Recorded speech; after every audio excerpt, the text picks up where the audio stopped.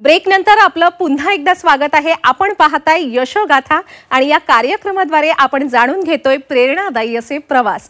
आणि आता आपल्या बरोबर आहेत राधेश्यामजी चांडक, जे प्रसिद्ध उद्योजक आहेत आणि त्यांनी विशेषतः शैक्षणिक क्षेत्रात आमूलाग्र असं कार्य बजावलेलं आहे। त्यांच्यामुळे अनेक विद्यार्थ्यांना शिक्षणाची दारं खुली झालेली आहेत आणि महत्त्वाचं म्हणजे शिक्षण क्षेत्रासह त्यांनी विविध उद्योगांना पंख दिलेले आहेत। आता आपण त्यांचा प्रेरणादायी प्रवास जाणून घेऊया त्यांच्याचकडून। राधेश्यामजी चांडक, तुमचं खूप खूप स्वागत आहे यशोगाथा कार्यक्रमात। आपण बुलढाणा जिल्ह्यात सहकार विद्या मंदिर सारख्या सुसज्ज आणि अत्याधुनिक सुविधा असलेल्या 21 शाळा उभारल्या, वैदिक विद्यालय आणि हॉस्टेल्स चालवता। या शैक्षणिक कार्यामागील नेमकी आपली भूमिका काय आहे आणि ग्रामीण भागातील शिक्षण सुधारण्यासाठी आपली पुढची उद्दिष्ट काय आहेत सर? एकंदरच जर महाराष्ट्राची शिक्षण क्षेत्राची परिस्थिती बघितली तर अतिशय वाईट आहे। आज महाराष्ट्राचा देशामध्ये शिक्षण क्षेत्रामध्ये 7वा क्रमांक आहे आणि चंदीगडचा पहिला क्रमांक आहे। सध्या जसं चालू आहे असं जर चालू राहिलं तर येणाऱ्या काही दिवसामध्ये हा अजून नंबर 11-12 नंबरवर जाईल। त्याचं कारण असं आहे की सगळे आता कॉपी सेंटर व्हायला लागले आणि पालकच ॲडमिशन घेताना प्रिन्सिपालला विचारतात की आपल्या शाळेमध्ये कॉलेजमध्ये कॉपी अलाउ आहे का, तरच ॲडमिशन घेतात। ग्रामीण भागामध्ये पॅकेज झाले की आपल्याला 25,000मध्ये मॅट्रिक करून देतात, 30,000मध्ये 12वी करून देतात, 40,000मध्ये ग्रॅज्युएट करून देतात आणि या मुलांना काहीच येत नाही। सामूहिक कॉपी या ठिकाणी चालते। हे चित्र गेल्या मी कित्येक वर्षापासून पाहत होतो आणि शहरामधल्या मुलांनाच फक्त इंग्रजी माध्यमाच्या शाळेमध्ये जाण्याचा चान्स होता। ग्रामीण भागातील लोकांना शाळेची अशी व्यवस्थाच नव्हती। म्हणून मग आम्ही 1999मध्ये बुलढाण्याची शाळा सुरू केली।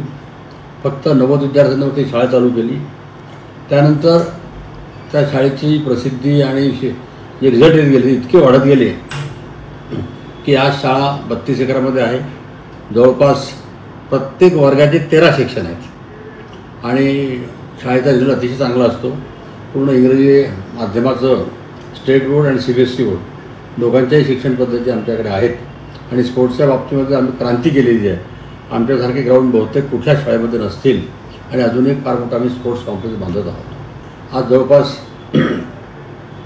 22 शाळा आणि ज्युनियर कॉलेज वगैरे मिळून झालेले आहेत आमचे आणि या सगळ्यांचे रिझल्ट 100% असतात दरवर्षी आणि सगळ्यांचे ॲडमिशन 8 दिवसामध्ये फुल होऊन जातात। बुलढाण्याच्या शाळेमध्ये तर पुढच्या वर्षीसुद्धा मीटिंग आहे आमच्याकडे।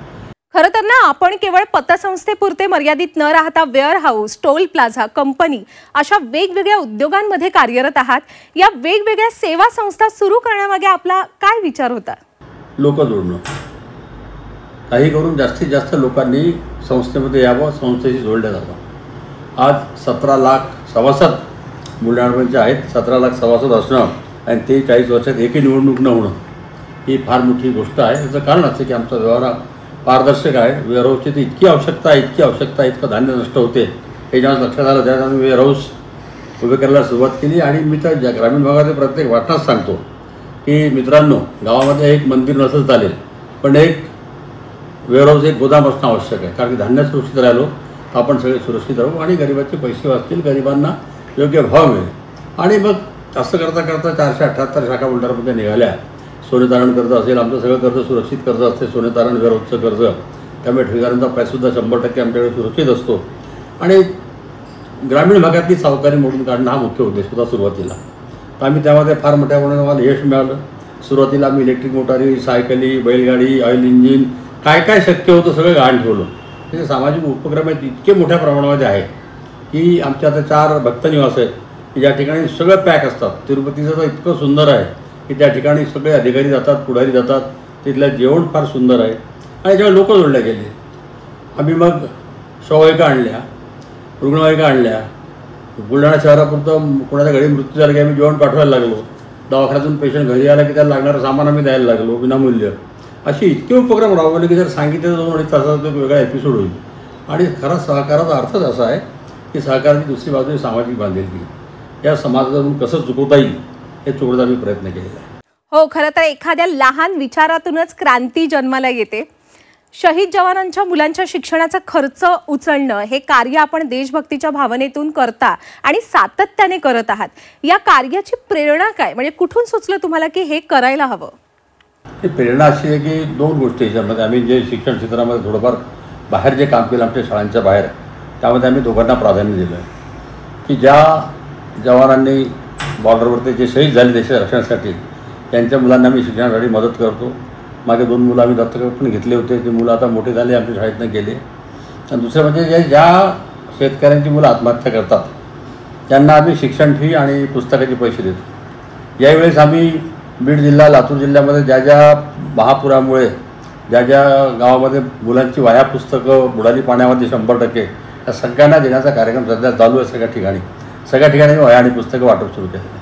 सर, आपल्या कार्याचा जर मी पाढा वाचायला घेतला ना तर या कार्यक्रमाची आपल्या वेळ खरं तर अपुरी पडेल. आपण दिव्यांगांसाठी सुद्धा कार्य करता, त्यांच्यासाठी मोफत उपकरणं आणि ॲम्ब्युलन्स सुविधा पुरवता.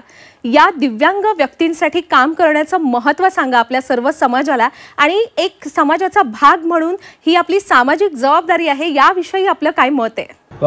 हे काम करताना एक जो आत्मिक आनंद मिळतो त्याला दुसरा पर्यायच नाही. आणि आनंद हा काही कुठे सुपर शॉपमध्ये विकत मिळत नाही. तर आपण सगळ्यांना त्या गोष्टीमध्ये आनंद येतो. विनामूल्य भोजनशाळा चालवणे, दिव्यांगांची सेवा करणे, त्यांना चष्मे देणे, त्यांचे डायग्नोसिस कॅम्प घेणे. खरं तर आपला जो हक्काचा भाऊ असतो त्याला आपण अगदी आपुलकीनं भाई म्हणतो. आणि या समाजात तुमची ओळख निर्माण झाली आहे की ज्याचं कोणी नाही त्याचे भाईजी आहेत.